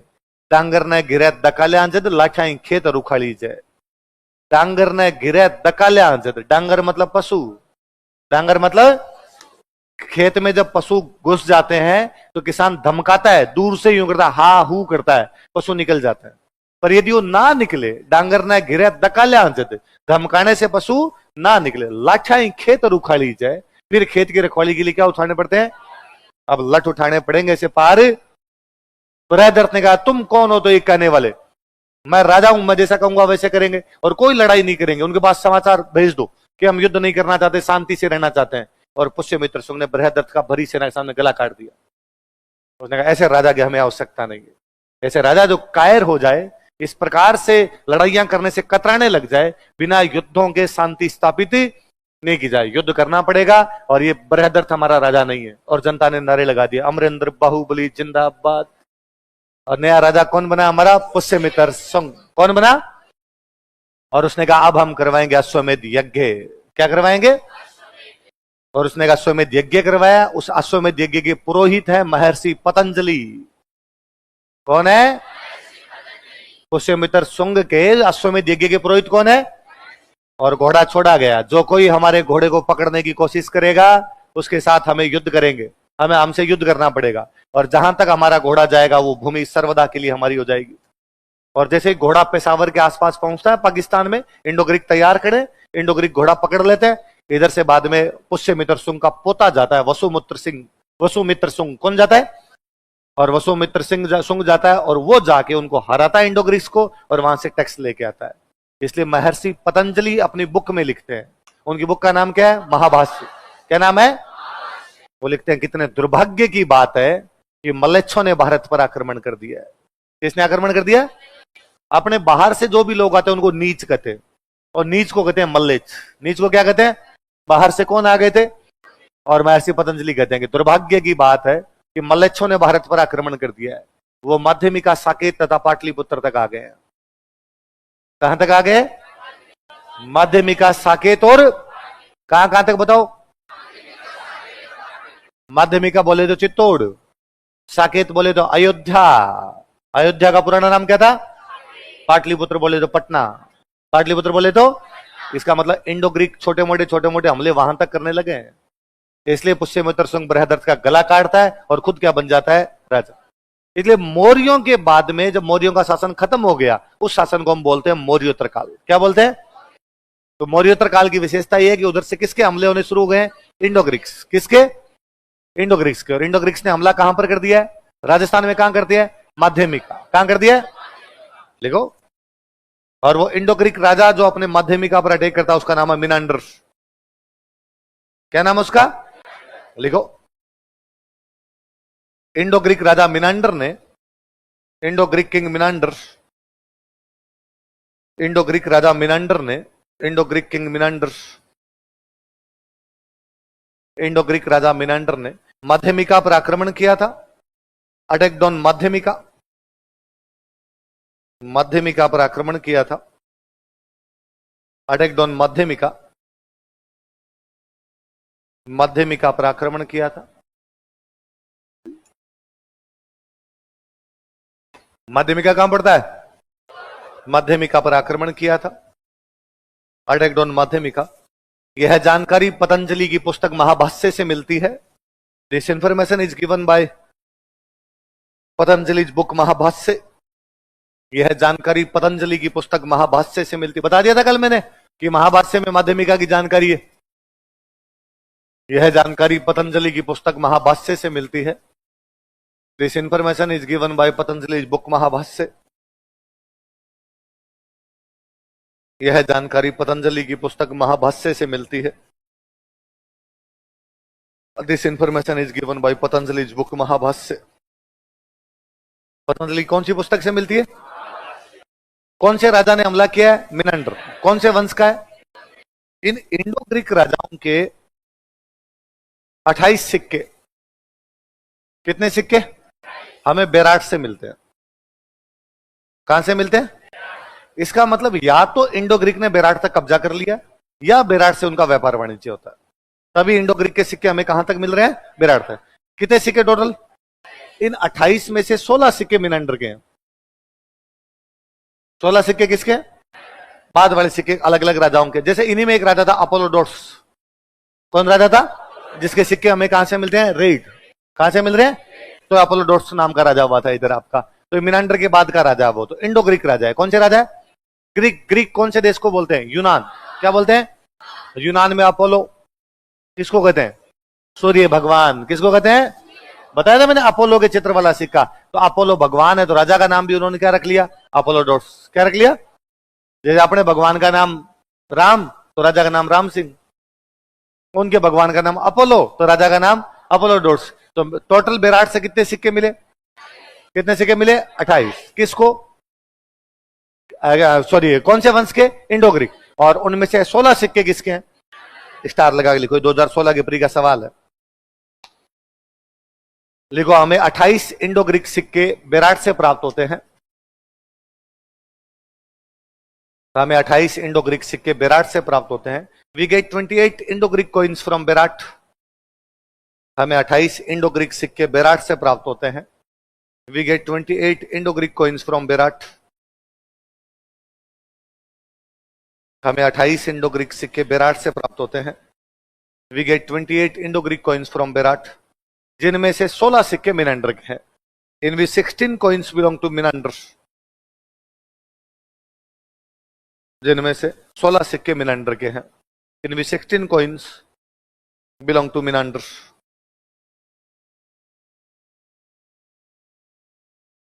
16 सिक्के किसके हैं? मिनांडर ने अटैक कहां पे किया? माध्यमिका। ये बात तो हमें कहां से पता चलती है?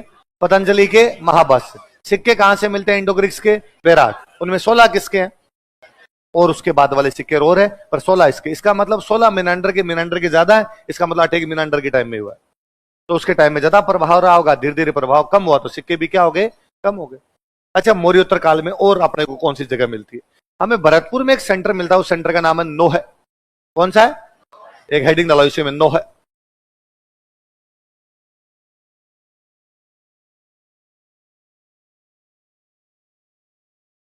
नोह।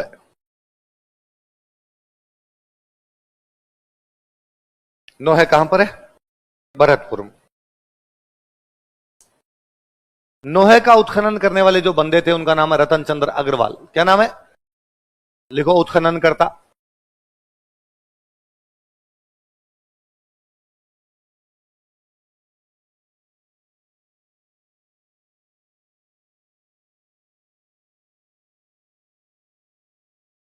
उत्खनन करता कौन है? रतन चंद्र अग्रवाल। क्या क्या मिलता है हमें? लिखो। हाँ, लिखो, साक्ष्य, एविडेंसेस। साक्ष्य, evidences.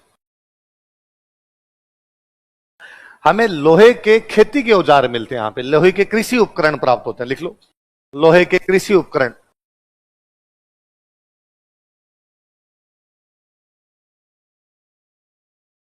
Agriculture equipments of iron, या आयरन एग्रीकल्चर इक्विपमेंट्स कुछ लिख लो।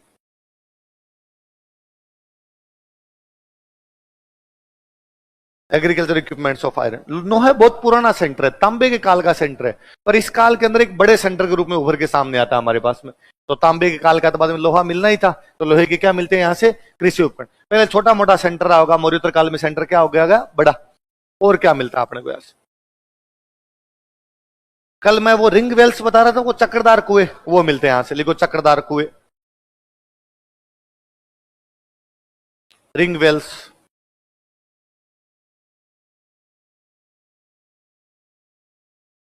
चक्रदार कुएं। जब उत्तर पश्चिम में इंडो ग्रीक ने अटैक किया, इसको मतलब उत्तर पश्चिम वाली सीमा अपनी कमजोर हो गई, तभी उधर से अटैक होने शुरू हो गए। तभी इंडो ग्रीक के बाद में एक जाति और अटैक करती है उधर से, मैं कल ही आपको उनके बारे में बता रहा था, कुषाण।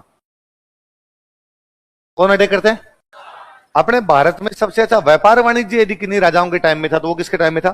कुषाणों के टाइम का व्यापार वाणिज्य बहुत अच्छा था। तो हमें कुषाणों के सिक्के मिलते हैं यहां से, लिख लो कुषाण सिक्के, कुषाण कॉइन्स।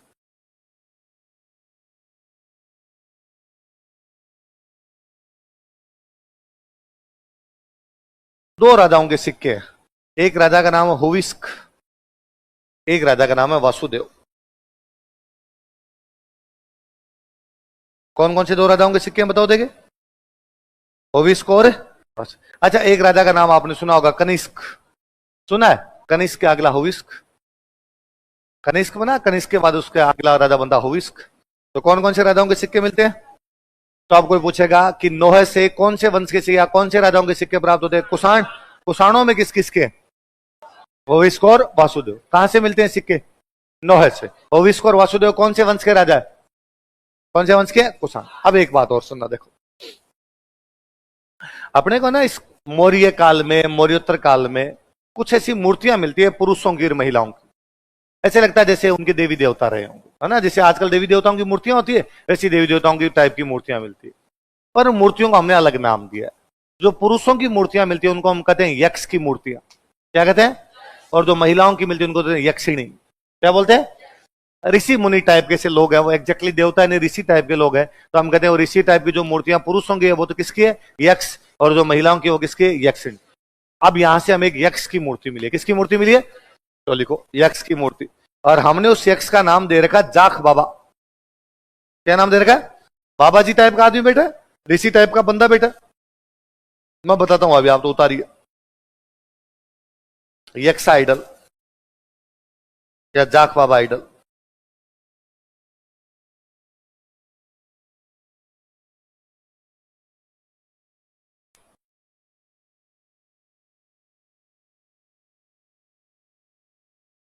किसकी मूर्ति मिलती है? यक्ष। यक्ष की मूर्ति मिलती है। क्या नाम दिया गया उसको? जाख बाबा। क्या नाम दिया गया? जाख बाबा नाम दिया गया। तो क्या मिलते हैं? लोहे के कृषि उपकरण, चक्रदार कुएं, कुषाण राजाओं के सिक्के, किस किस के? हुविस्क और वासुदेव। और किसकी मूर्ति मिलती है? यक्ष, जिसको हमने नाम क्या दिया? और सुनो देखो, ये पूरे भारत में इसी यक्ष की मूर्तियां मिली है। ऋषि टाइप की मूर्तियां, बाबा जी टाइप की मूर्तियां, महिलाओं की मिले तो यक्षिणी, पुरुषों की मिले तो यक्ष। हमने इनके अलग अलग नाम दी थी। जैसे एक जगह पड़ती है परखम, सारनाथ के पास में परखम नाम की जगह, वहां से एक यक्ष की मूर्ति मिली, हमने उसका नाम दे दिया मणिभद्र। क्या नाम दे दिया? नोह से हमें यक्ष की एक मूर्ति मिली, हमने इसका नाम दे दिया जाख बाबा। क्या नाम दे दिया? हमें दीदारगंज से एक यक्षिणी की मूर्ति मिली, हमने उसका नाम दे दिया ताम्रग्राहिणी। क्या नाम दे दिया? अपने को अपने वाली याद रखने। हमें नोह से किसकी मूर्ति मिलती है? यक्ष, और यक्ष का नाम हमने क्या दे रखा है? क्या दे रखा है? अभी कर्नाटक में चुनाव हुए, किसकी सरकार आई है? कांग्रेस। किसकी सरकार आई? कौन मुख्यमंत्री बने? सिद्धारमैया। कौन बने हैं? मैंने कहा था अखबार पढ़ा करो, बहुत शुरुआत की मैंने क्लास में कहा था क्या पढ़ा करो। तुम ये कितना ही पढ़ लेना, ये जो मैं ज्ञान बांट के जाता हूं, विजय सर ज्ञान बांट के जाते हैं, इनसे कुछ ही नहीं है जब तक करंट तैयार नहीं करोगे। इस तैयारी का कोई मतलब नहीं है। ये तैयारी पर्सनालिटी डेवलपमेंट की तैयारी है, ये तैयारी खुद को ग्रूम करने की तैयारी है, ये तैयारी नोट्स याद करने नहीं है। यदि कोई RSIS की तैयार करे और उसको करंट भी ना पता हो तो धूड़ है। मैंने उस दिन ही आपको कहा था कि एक बार ये हो सकता है कि मेरे जो पढ़ाया है, विजय सर ने जो पढ़ाया उसका रिवीजन ना हो, पर ऐसा कदापि नहीं होना चाहिए कि अखबार ना पढ़े। ये कैसे हो सकता है कि यार हमें 10-15 दिन पहले की घटना है वो हमें पता ना हो, देश दुनिया में क्या चल रहा है ये हमें पता नहीं हो। प्लीज पढ़ा कीजिए, वरना दुख पाओगे, आगे जाके भयंकर दुख पाओगे। अखबार पढ़ने की हैबिट डालिए कि भले ही कुछ भी चूक जाए, धरती इधर की उधर हो, अखबार डेली पढ़ना है। अखबार में छांटिए हमें क्या पढ़ना है, इसके अंदर धीरे धीरे इंटरेस्ट डेवलप कीजिए। अखबार में ऑडिटोरियल वाला पेज आता है, उसके ऑडिटोरियल पढ़ने शुरू कीजिए, ताकि किसी भी विषय पर आपके विचार बनेंगे। वरना आप वाली तैयारी में, RSIS की तैयारी में और बाकी कंपटीशन की तैयारी में कोई फर्क नहीं है। यदि ये नोट्स ही केवल याद करना है, केवल ये चीजें ही याद करनी है, तो फिर बाकी कोई कंपटीशन की तैयारी कर लीजिए, इसके क्यों पैसे लगाए, कम पैसे में हो जाएगी, उधर ही चीजें याद हो जाएगी। इसलिए अखबार पढ़ने की हैबिट डालिए, करंट पढ़ने की हैबिट डालिए, देश दुनिया का पता होना चाहिए हमें। तभी जब कर्नाटक वाले चुनाव हो गए थे, तो कर्नाटक चुनाव के बाद में प्रियंका गांधी की एक फोटो वायरल हुई थी। इसमें प्रियंका गांधी एक मंदिर के अंदर पूजा कर रही है। हिमाचल प्रदेश में शिमला के पास में गांव है, उस गांव का नाम है जाखू। क्या नाम है? उस जाखू गांव के अंदर वो मंदिर है, जिसकी वो प्रियंका गांधी का एक फोटो वायरल हुआ था।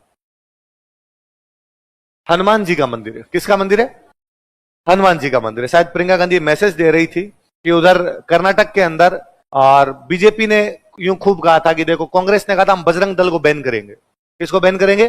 तो बीजेपी ने इसको मुद्दा बनाया था। बीजेपी ने कहा था कि कांग्रेस बजरंग बली के खिलाफ है, कांग्रेस बजरंग बली के खिलाफ है। तो प्रियंका गांधी ने जीतने के बाद वो वहां फोटो करता, वहां पूजा करते फोटो लगाया और ये मैसेज दिया कि बजरंग बली हमारे साथ है, कांग्रेस बजरंग बली के खिलाफ नहीं है, बजरंग बली हमारे साथ है। तो बजरंग बली का फोटो, तभी हम जीते हैं वहां पर।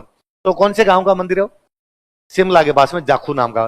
प्रियंका गांधी का घर है शिमला में, तो शिमला के बाद जाखू नाम के मंदिर। मैं इस मंदिर के अंदर गया हुआ हूं।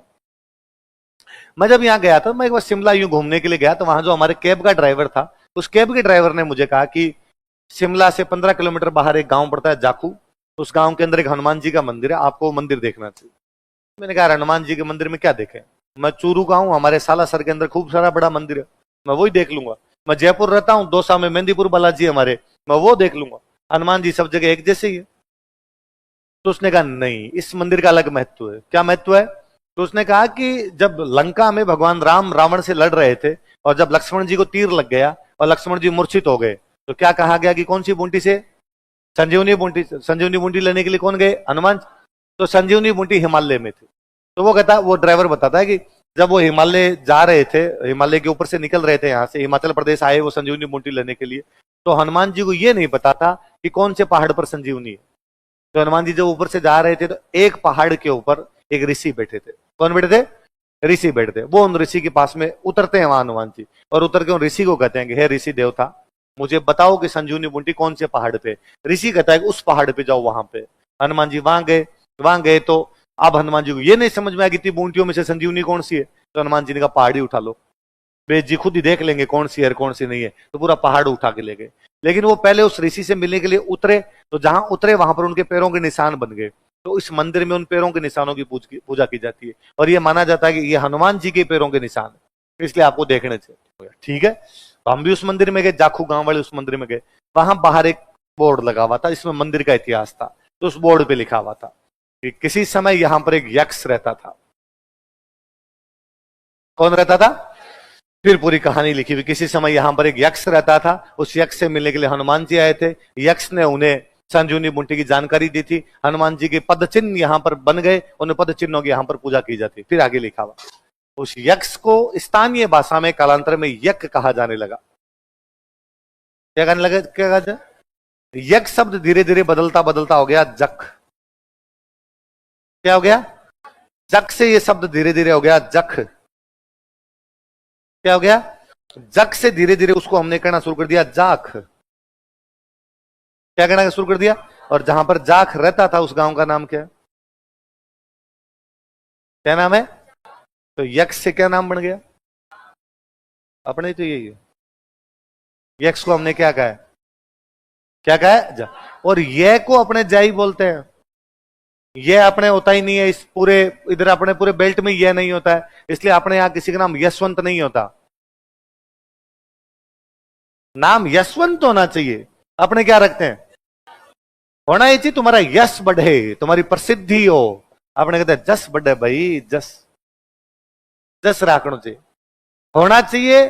यज्ञ करते हैं यज्ञ, तो जो बंदा यज्ञ करता है उसको बोलते हैं यज्ञमान। क्या बोलते हैं, अपने कहते हैं जजमान, ए हमारा जजमान है, ए हमारा जजमान है। यज्ञ करने वाला मेन है, वो यज्ञ मान है जो यज्ञ करता है। अपने कोई भी कहता है कि किसके, ए जजमान है, जो यज्ञ कर रहा है उसको क्या कह दिया, तो यह को अपने जय बना देते हैं, तो वो यक्ष है। यक्ष अपनी भाषा के अंदर आते आते क्या हो गया। तो कोई पूछेगा आपसे कि नोह से मिली यक्ष की मूर्ति को क्या नाम दिया गया है, क्या नाम दिया गया। या कोई पूछेगा जाख बाबा की मूर्ति हमें कहां से प्राप्त होती है, नोह कहां से प्राप्त होती है, नोह का उत्खनन किसने किया, रतन चंद्र। किसके उपकरण मिलते हैं, लोहे के। कैसे कुएं मिलते हैं, कौन से राजाओं के सिक्के हैं, कुषाणों में किसके सिक्के हैं, विस्क और वासुदेव। और किसकी मूर्ति है, यक्ष। किसकी मूर्ति है, और यक्ष को हमने नाम क्या दिया है, जाख बाबा। क्या नाम दिया, मैं अभी आपको बता रहा था कि पुष्य मित्र सुंग जो है बृहदर्थ को मार देता है, तो मौर्यों के बाद में कौन आ गए थे, सुंग। कौन आ गए, ये जो जाख बाबा वाली मूर्ति है सुंगों के टाइम की। किसके टाइम की है, इसके कोष्टक में लिख लो सुंग काल। कि मौर्योत्तर में भी किसके टाइम की है, मौर्योत्तर में अलग अलग कई थे, तो सुंगा एरा। भाई सुंगों को मार के बाद में आए थे कण्व, कण्वों को मार के आए थे सातवाहन, और ये मूर्ति सुंगों के टाइम की है।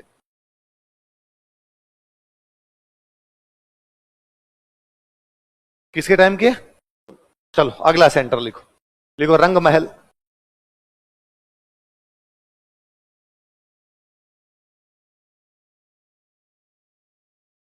अगला एक नोह लिख लिया, नोह के बाद अगला सेंटर लिखो रंग महल।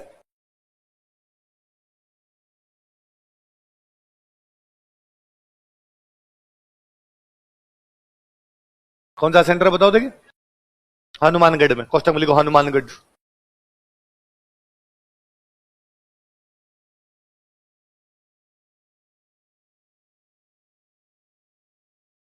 उत्खनन करता लिखो, एक स्वीडन की महिला आई थी उत्खनन करने के लिए, डॉक्टर हन्ना रीड। क्या नाम था उसका, डॉक्टर हन्ना रीड। कहां की थी डॉक्टर हन्ना रीड, स्वीडन।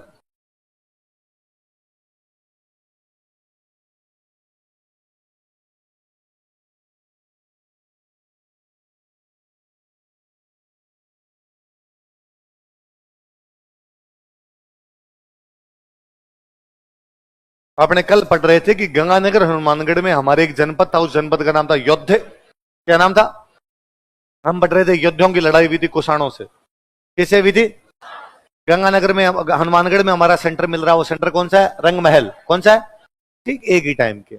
जब पंजाब में उधर कुषाण थे, हमारे यहाँ पे योद्धे जनपद था, उसी समय योद्धे जनपद के अंतर्गत हमारा एक बड़ा सेंटर है। बड़ा सेंटर कौन सा है, तो मैं कह सकता हूं रंग महल कुषाणों के समकालीन है। किसके समकालीन है, कि जब उधर कुषाण है तब हमारे यहां पर क्या है, रंग महल। लिख लो, यह है कुषाण सभ्यता के समकालीन था। It was contemporary to Kushan civilization या कुषाण कल्चर। यह है कुषाण सभ्यता के समकालीन था।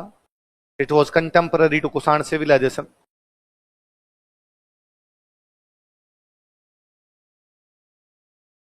यह कुषाण सभ्यता के समकालीन था। It was contemporary to Kushan civilization. किसके समकालीन था, कुषाण। लिखो एविडेंसेस, साक्ष्य क्या क्या मिले,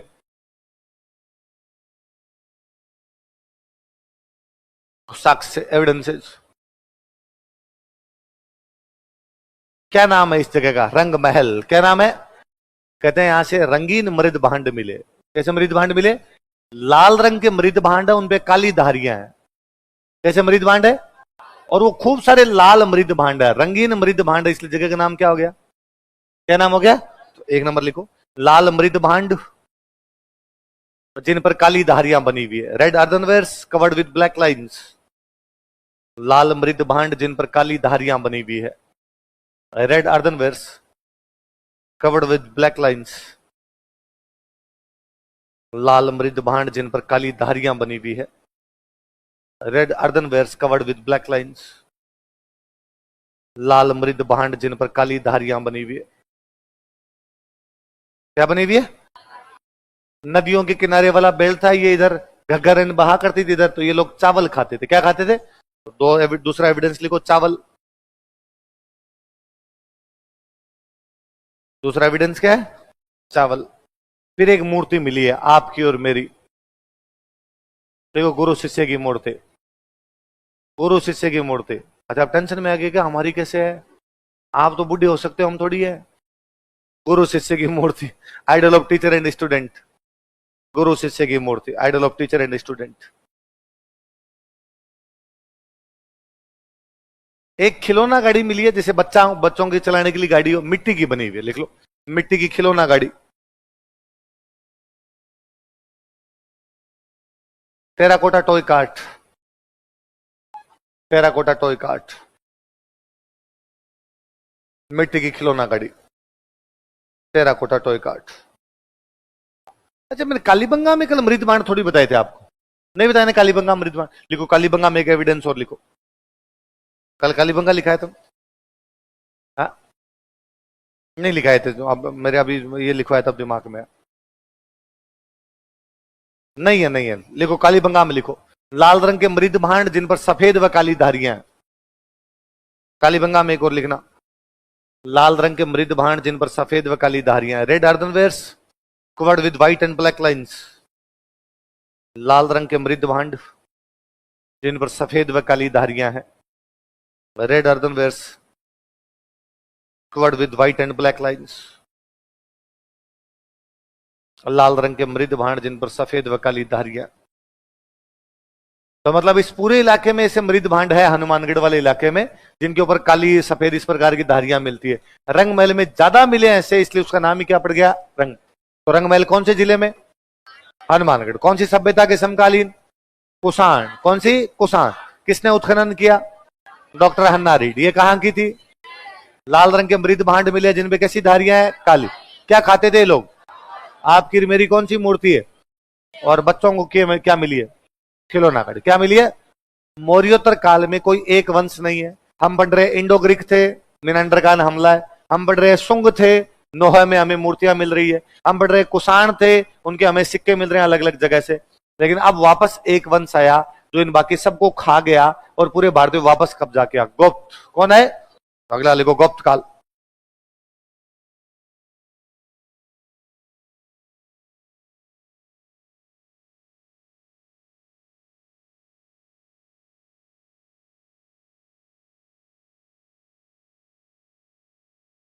कौन सा काल आ गया? मैंने दिन बताया था कि गुप्तों के भारत में सबसे अधिक सिक्के हमें नगला छेल से मिले, है ना। इतने सिक्के गुप्तों के बाकी किसी भी जगह से। नगला छेल बयाना के पास में एक जगह है। कहां पे? इसका मतलब राजस्थान में गुप्तों का बड़ा अड्डा कौन सा रहा होगा? बयाना। हेडिंग डालो, बयाना।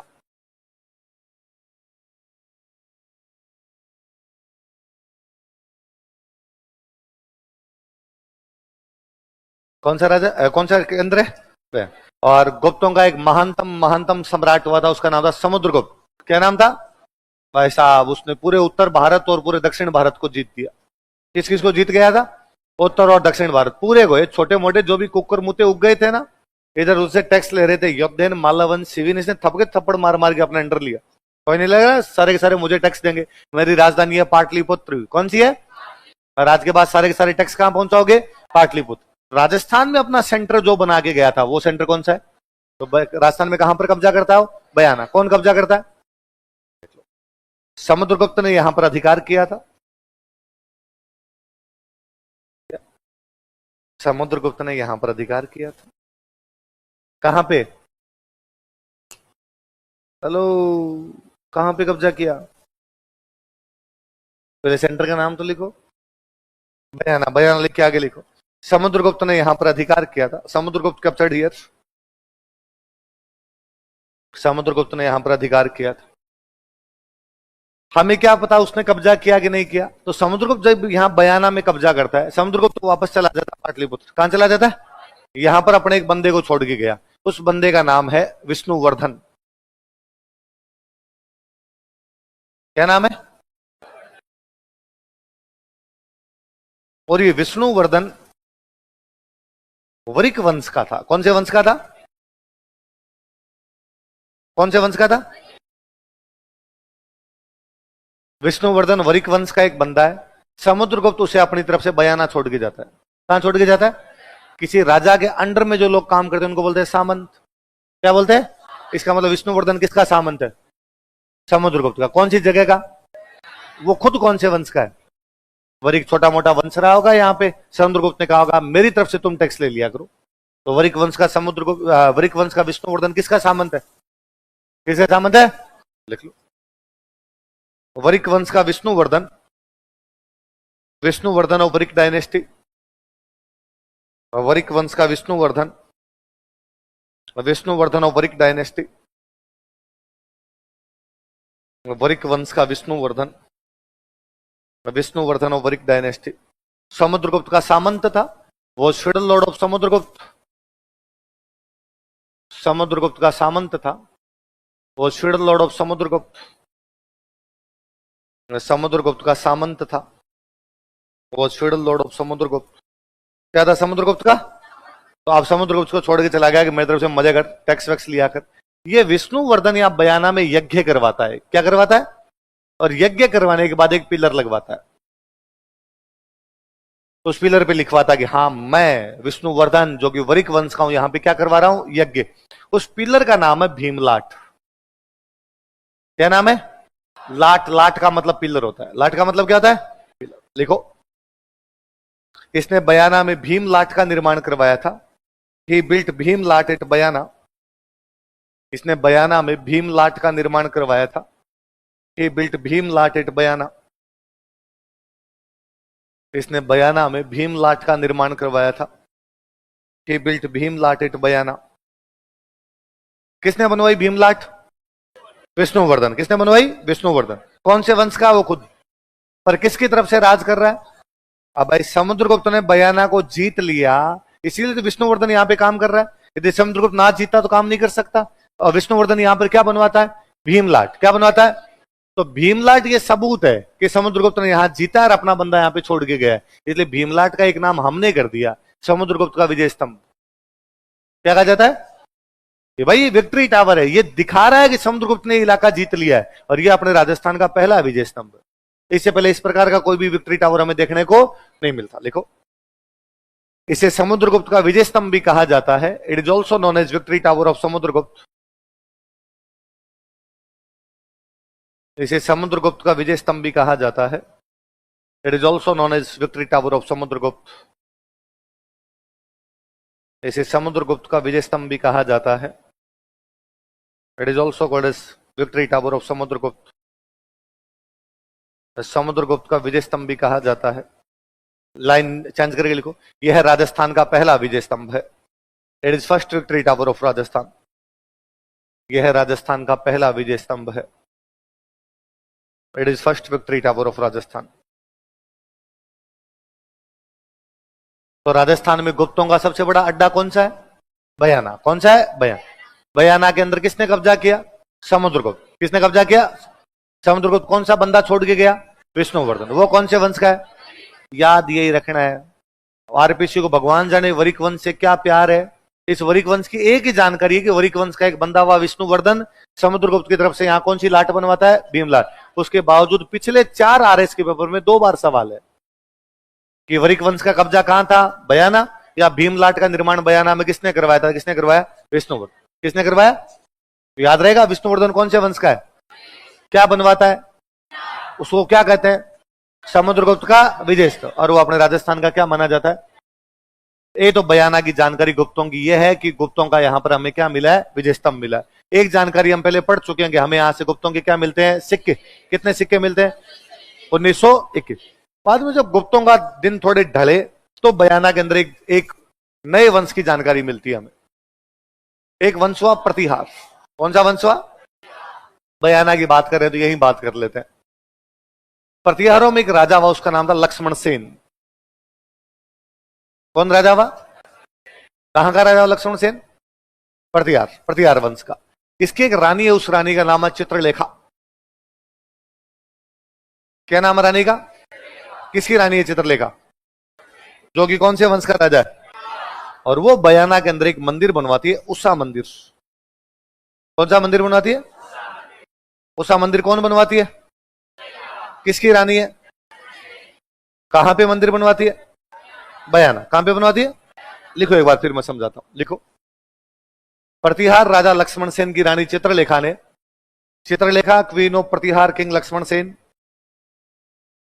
प्रतिहार राजा लक्ष्मण सेन की रानी चित्रलेखा ने, Chitralekha queen of Pratihar king Lakshman Sen, Pratihar राजा लक्ष्मण सेन की रानी चित्रलेखा ने, Chitralekha queen of Pratihar king Lakshman Sen,